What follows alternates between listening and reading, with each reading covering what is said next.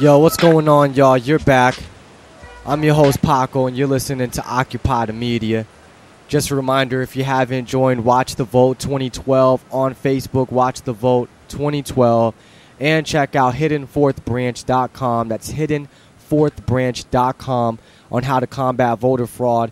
If you're in my area, Los Angeles, make sure you check out LA Liberty HQ on Facebook, LA Liberty HQ, or go over to RonPaulLosAngeles.com. RonPaulLosAngeles.com. Also check out RonPaulTribune.com, RidesForRonPaul.com, and LibertarianReview.us.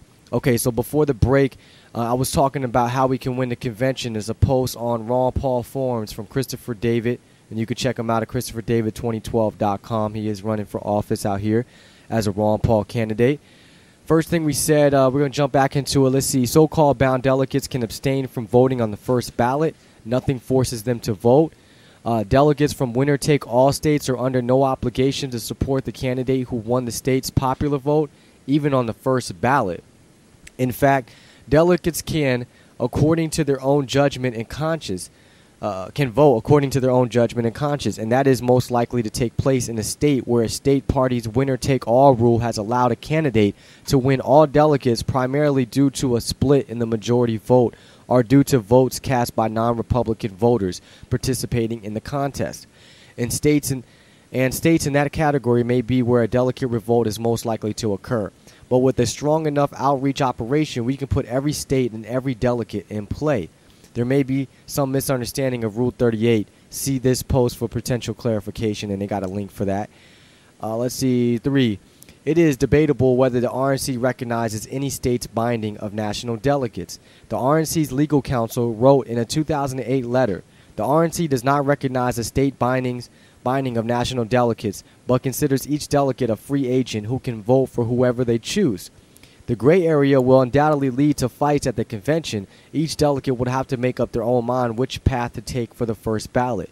Do what they're told, abstain, or vote Ron Paul.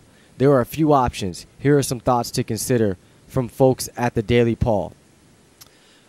You should straight up vote for Ron Paul every round. Show me in the RNC rules where a credentialed delegate is bound to vote for anyone once they hit the floor of the RNC convention. Hint.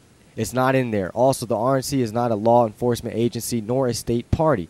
Not only is it not in there, but the RNC rules have two safeguards protecting national delegates' votes. 1. The unit rule shall not be enforced. That means that the delegation chair cannot enforce a delegate's vote on a delegate. 2. If any delegate feels their vote was recorded in error, they can ask the parliamentarian or secretary to change their recorded vote. You can do whatever you want. This isn't an election. Not sure why people have such a hard time understanding that. There is no legal recourse to whatever action you choose, outside of potentially an unlikely civil case. You just need to check the rules so that it doesn't disqualify your later vote, impose financial penalty, etc. But I don't care if you are bound and choose to vote otherwise. Depending on the rules, this may not do anything good. But that is up to you to check if you are a delegate.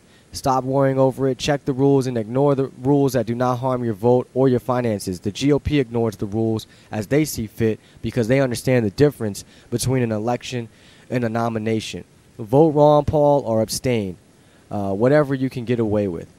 One way or another, we are poised for huge impact at the convention. Whether that impact is sufficient to deliver the nomination to Ron Paul will be primarily a function of the grassroots. The battle we face is steep. Victory will require a political earthquake on a scale never before seen. The closer we come to victory, the more they will throw at us and the harder it will become. We need to make sure our army is on the battlefield and well organized, not buying into the lie that the fight is over, not disconnected and disempowered. For anything more than a minute chance at victory, we will need to organize this month hundreds of volunteers into a clear organizational structure capable of massive, focused outreach to voters and delegates, and even to Ron Paul supporters, many of whom are sitting on the bench, not engaging in the effective activism we need to actually win this. We have the people, the tools, and the strategy for victory. We just need to put it all together. And amen to that. And he says, your strategy and organization is simple. 2 facts. State conventions decide the delegates to the national convention. Those delegates decide the nominee. The 2 goals: to turn out supporters to the district and state conventions and elect our people as delegates to persuade all other delegates to support Ron Paul. To get those two goals done, we need to get way more people using Phone from Home program to organize a sustained outreach and marketing operation able to persuade eventually unbound delegates to support Ron Paul. To accomplish those things, we need activists doing 3 types of activities: voter outreach, delegate outreach marketing, and volunteering organizing. Let's say we have 100 people doing each within a clearly defined structure organized online where everyone knew what everyone else was doing with no duplication. What would that look like? And he gives you a little vision here. So you guys can check this out. This is on Ron Paul forums. The thread is how 300 activists can win the nomination for Ron Paul. That's posted by Christopher David. You guys check that out, or you can check him out on Facebook or his website, ChristopherDavid2012.com. And yeah, so we definitely got to get the delegates. We got to persuade those that are unbound and those that either haven't made up their mind, undecided, or even those that want to vote for Romney. We can get some of them to change their mind. You know, not all of them are the establishment. Some of them think that he is the only one that can beat Obama, and we just need to change their minds. Simple as that. And we do need more people to do Phone from Home. I know it's tough and hard. You know, if you're working, if you got a family, if it's loud in your house, things like that. There's a lot of issues that could keep you from being on the phone, but everyone needs to try to make time, something, even if it's an hour a day, 2 hours a day, you know, depending on your situation, a couple of days a week, you know, if you can, every day, every week, if you're able to. But we do need more volunteers, more people to be out in the streets, because not just the phones, we need to be out in the streets as well, because you know, unfortunately on the phones, I believe we're only calling registered voters. And so you tend not to get too many people on the phone, but that 1 or 2 delegates you get can make a big difference, and that's why it's important. But even more important is if we get more people to be out in the streets and register for Ron, get people to register Republicans so they can vote for Ron Paul, we can start recruiting more Ron Paul supporters. And that's what we did last week, did over in Pasadena City College, and got a couple more people to say they're going to come and help us out. So that's what we need to do, more recruiting. You know, there's a lot of Ron Paul supporters, a lot of people that are interested in Ron Paul, you know, just interested alone, want to learn more about him and find out more about him. And so that's our job. We got to carry the weight. The more people we get, the weight will get less and less, and it'll get a lot easier. And then no matter what happens, Ron Paul will be president, even if he doesn't get the nominee, even if it goes down to the wire with Obama and Mitt Romney. If we got the masses, we'll impeach him. We'll take it back to Martin Luther King, to the protests, occupy the media, and take our country back, take our rights back, and get rid of all these laws.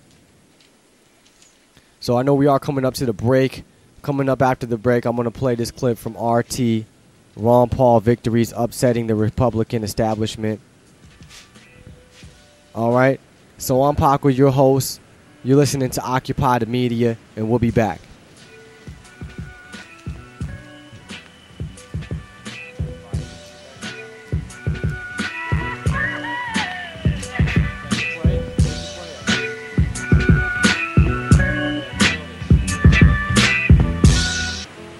If you have enjoyed the programming on Ron Paul Radio Network, please go to ronpaulradio.com/support.